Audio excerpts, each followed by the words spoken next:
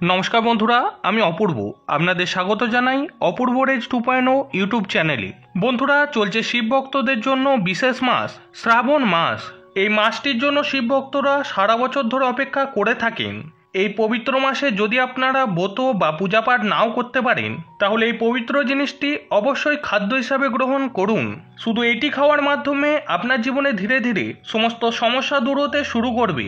আপনার জীবনে যে সমস্ত সমস্যা দীর্ঘদিন ধরে চলছে, তার যে রকমের সমস্যা হোক না কেন, যেমন অর্থনৈতিক, পারিবারিক বা অন্য যে কোনো ধরনের সমস্যা, এই সমস্ত রকমের সমস্যা দূর হতে শুরু করবে। ভোলানাথের আশীর্বাদে আপনাদের অর্থনৈতিক সমস্যা দূর হবে। তার সাথে সাথে আপনার বাড়িতে যদি পিতৃদোষ, রাহুদোষ, কাল সর্বদোষের মতো যদি ভয়ঙ্কর দোষও থেকে থাকে, এই সমস্ত কিছু দূর হয়ে যাবে। এই শ্রাবণ মাস অত্যন্ত পবিত্র ও ফলদায়ী মাস। এটি কোনো সাধারণ মাস নয়। এই সময় ভোলানাথের আশীর্বাদ পাওয়া খুবই সহজ, কারণ এই মাসের মধ্যে যদি আপনি কোনোদিন উপবাস রেখে পুজো করার পাশাপাশি যদি আপনি এই বিশেষ জিনিসটি খাদ্য হিসাবে গ্রহণ করতে পারেন, তাহলে আপনার জীবনে সকল প্রকার বিপদ ও দুঃখ কষ্ট নিমেষেই দূর হয়ে যাবে। বন্ধুরা, যদি আমরা শ্রাবণ মাসের মাহাত্ম্য নিয়ে কথা বলি, তাহলে এই শ্রাবণ মাসের প্রতিটি সোমবারই অত্যন্ত বিশেষ। আপনি এই দিনগুলিতে উপবাস করে ব্রত পালন করতে পারেন। যদি কেউ নিষ্ঠা ও ভক্তির সাথে এই ব্রত পালন করেন, তাহলে তার সকল ইচ্ছা পূর্ণ হয়। বিশেষ করে যারা বৈবাহিক সুখ, সন্তান প্রাপ্তি ও ধন সম্পদের আকাঙ্ক্ষা রাখেন, তাদের জন্য এই মাসটি অত্যন্ত ফলদায়ী মাস। এই বিশেষ মাসে ব্রত শুধু বিবাহিত নারীরাই নয়, অবিবাহিত কন্যা ও পুরুষেরাও পালন করে থাকে। এই মাসে ব্রত পালনের মাধ্যমে একজন ব্যক্তি তার জীবনে করা সমস্ত পাপ থেকে মুক্তি পেতে পারে। ঠিক তেমনভাবেই শ্রাবণ মাসে একটি বিশেষ জিনিস খাওয়ার ফলে জীবনে সকল প্রকারের সুখ, শান্তি ও সমৃদ্ধি আসে। তার সকল মনস্কামনা পূর্ণ হয়। যদিও শ্রাবণ সোমবারের উপবাসগুলি সাধারণভাবে নির্জলা রাখা হয়, তবে আপনি যদি এই বিশেষ বস্তুটি সেদিন খেয়ে ফেলেন, তাহলে আপনার ঘরে চলতে থাকা সমস্ত অর্থনৈতিক সমস্যা নিমেষেই মিটে যাবে। এই টোটকাটি খুবই সহজ ও ফলপ্রদায়ী, যা আপনাদের অবশ্যই প্রয়োগ করে দেখা উচিত। প্রিয় ভক্ত বন্ধুরা, এই ভিডিওতে দেওয়া সমস্ত তথ্য শিব মহাপুরাণ থেকে বলা। এবছর 11ই জুলাই শ্রাবণ মাস শুরু হয়ে গেছে, যা চলবে 9ই আগস্ট পর্যন্ত। এই পবিত্র মাসে যাদের বাড়িতে এই তিনটি বস্তু রান্না করা হয় বা খাবার হিসাবে গ্রহণ করা হয়, তাদের ঘরে সারা বছর অশেষ ধন সম্পদ, ভগবান শিবের কৃপা ও ভাগ্যের উজ্জ্বলতা বর্ষণ হবে। বন্ধুরা, এবছরের শ্রাবণ মাসে একটি বিরল জ্যোতিষ সংযোগ ঘটতে চলেছে, যা প্রায় 144 বছর পর ঘটছে। এই কারণের জন্যই এবারে শ্রাবণ সোমবারগুলি হিন্দু ধর্ম অবলম্বীদের জন্য অত্যন্ত গুরুত্বপূর্ণ। এই দিনগুলিতে আপনি পূজাপাঠ বা ধ্যান নাও করতে পারেন, কিন্তু এই বিশেষ বস্তুটি অবশ্যই খাদ্য হিসাবে গ্রহণ করুন। এতে মহাদেব ও মাতা পার্বতীর কৃপায় আপনার ঘরে অর্থ সমৃদ্ধি আসবে। তাই বন্ধুরা, এই ভিডিওটির মাধ্যমে আমরা আপনাদের জানাবো এই পবিত্র মাসে কোন বিশেষ জিনিসটি খাওয়া উচিত। তার আগে বন্ধুরা, আপনাদের কাছে একটি ছোট্ট অনুরোধ, এই ভিডিওটি দেখার পর যদি আপনাদের ভালো লাগে, তাহলে ভিডিওটিকে অবশ্যই একটি লাইক করে নিজের আপনজনদের সাথে শেয়ার করে দিন, যাতে তারাও ভিডিওটি দেখে উপকৃত হতে পারে। আর বন্ধুরা, কমেন্টে পুরো শ্রদ্ধার সাথে হর হর মহাদেব লিখতে ভুলবেন না। তাহলে চলুন বন্ধুরা, আসা যাক মূল পর্বে। বন্ধুরা, আপনাদের প্রথমেই সাবধান করে দিই, এই পবিত্র শ্রাবণ মাসে কিছু কিছু খাবার আছে যা কখনোই ভুল করেও খাওয়া উচিত নয়। এই খাবারগুলিকে খেলে ঘর সংসারে বিপদ নেমে আসতে পারে। আপনাদের উপর ভোলানাথ রুষ্ট হতে পারেন এবং তার ফলে আপনাদের জীবনে কষ্ট বাড়বে। তাই চলুন প্রথমেই জেনে নিই কোন কোন খাবারগুলি এই মাসে একদমই নিষিদ্ধ। তার সাথে সাথে বন্ধুরা, এই ভিডিওতে আমি আপনাদের এটাও জানিয়ে দেবো এই পবিত্র মাসে আপনাদের কোন কোন কাজগুলি করা উচিত নয়। এই কাজগুলি যদি আপনি করেন, তাহলে ভোলানাথের আশীর্বাদ তো দূরের কথা, জীবনে ঘোর দারিদ্রতা নেমে আসবে। বন্ধুরা, এই শ্রাবণের পবিত্র মাসে যদি কোনো মা বোন এই 5টি ভুল করে ফেলেন, তাহলে তাদের জীবন সম্পূর্ণরূপে নষ্ট হয়ে যেতে পারে। আপনাদের ঘরে নেমে আসতে পারে ভয়াবহ দারিদ্রতা। এমনকি যে সমস্ত ঘরে এই 5টি ভুল কাজ হয়, স্বয়ং মা লক্ষ্মী সেই ঘর ত্যাগ করে চিরদিনের জন্য চলে যান এবং স্বয়ং ভগবান ভোলানাথও সেই ঘর থেকে চিরদিনের জন্য মুখ ফিরিয়ে নেন। প্রিয় ভক্তগণ, এই পবিত্র শ্রাবণ মাসে একটি ছোট্ট কিন্তু গোপন জিনিস খেয়ে নিলে আপনার অর্থনৈতিক উন্নতি স্বয়ং বিধাতাও আটকাতে পারবেন না। কারণ এই বছরের শ্রাবণ মাসে পড়েছে 144 বছর পর অত্যন্ত শুভ যোগ। এই শ্রাবণ মাস হিন্দু ধর্মের সর্বশ্রেষ্ঠ মাস হিসাবে বিবেচিত। এই মাসে করা যে কোনো রকমের টোটকা, যে কোনো রকমের দান বা কোনো রকমের সৎকর্ম কখনোই ব্যর্থ হয় না। বরং এই মাসে করা ছোট ছোট কাজগুলিও জীবনে অপরিসীম ফল ও সাফল্য প্রদান করে। চলুন বন্ধুরা, এবার আপনাদের এই 2025 সালে শ্রাবণ মাসে সম্পর্কিত কিছু বিশেষ গুরুত্বপূর্ণ তথ্য জানিয়ে দিই। অনেক ভক্তদের মনে প্রশ্ন জাগছে, এই মাসে উপবাস কবে করতে হবে, এ মাসে পূজা কিভাবে করতে হবে, এই মাসে মোট কটি সোমবার থাকবে, শুভ মুহূর্তগুলি কখন, কি খাবারগুলি খাওয়া উচিত নয় এই মাসে। এই ভিডিওতে আপনি সব প্রশ্নগুলির উত্তর পেয়ে যাবেন। শুধু আপনি ভিডিওটি সম্পূর্ণ দেখুন, কারণ এই ভিডিওটির শেষে আমি আপনাদের জানাবো কোন একটি বিশেষ জিনিস যেটি আপনাকে এই মাসে খাদ্য হিসাবে গ্রহণ করতে হবে।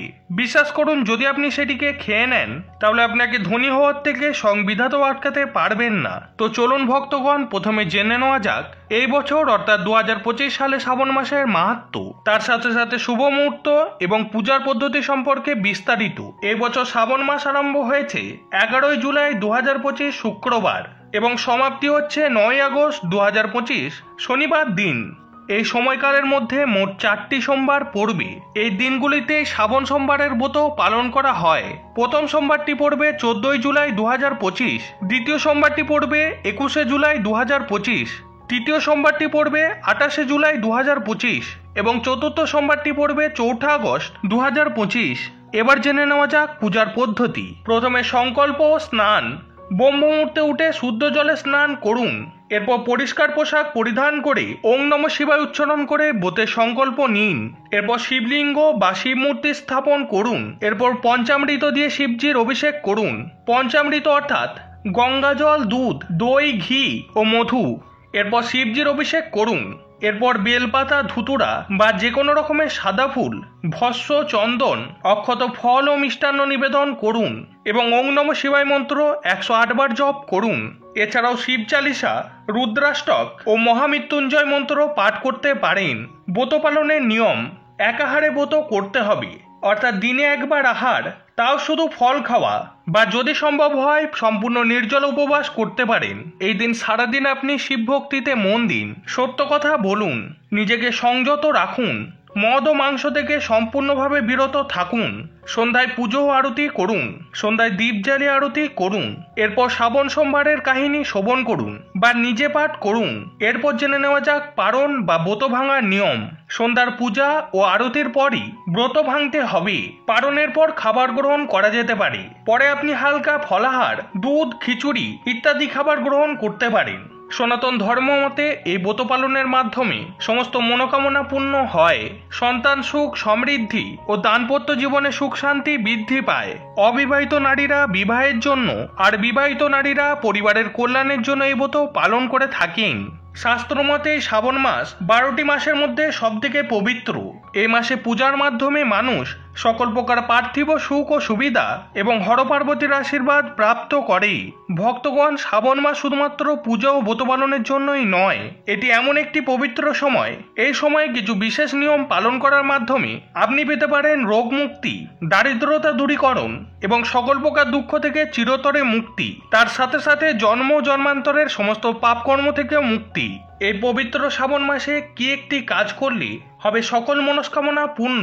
আপনার জীবনে যদি আপনি চান আপনার সন্তান লাভ হোক এবং সন্তান সুস্থ ও মঙ্গলময় জীবনযাপন করুক, আপনার পরিবারে শান্তি, সুখ ও সমৃদ্ধি আসুক, তাহলে পবিত্র মাসে প্রত্যেক মা বাবাকে এই একটি বিশেষ বস্তু অবশ্যই খেয়ে নিতে হবে। এটি একটি সহজ কিন্তু অত্যন্ত ফলপ্রদায়ী উপায়। কিন্তু সতর্ক থাকুন, এই শ্রাবণ মাসে ভুলেও এই খাবারগুলি খাবেন না, যেমন রসুন ও পেঁয়াজ। শাস্ত্র মতে এই খাবারগুলি তামসিক আহার বলে বিবেচিত হয় এবং এগুলি ভোলানাথ ও মাতা পার্বতীর অপছন্দের। এই মাসে এই খাবারগুলি গ্রহণ করলে পূজার ফল ব্যর্থ হয়ে যেতে পারে এবং ঘরে বিভিন্ন প্রকার অশান্তি ও বাধা সৃষ্টি হতে পারে। এ মাসে মাছ, মাংস, ডিম এই ধরনের খাবার অপবিত্র বলে বিবেচিত হয়, যাই পবিত্র মাসে আপনি যদি ঘরে আনেন তাহলে আপনার ঘরে সর্বনাশ ডেকে আনতে পারি। এবার জেনে নিন শ্রাবণ মাসে মহাদেবকে কি কি খাবার নিবেদন করবেন। আঙ্গুর ও জাম এই দুটি ফল মাতা পার্বতীর অত্যন্ত প্রিয় বলে শাস্ত্রে বর্ণিত আছে।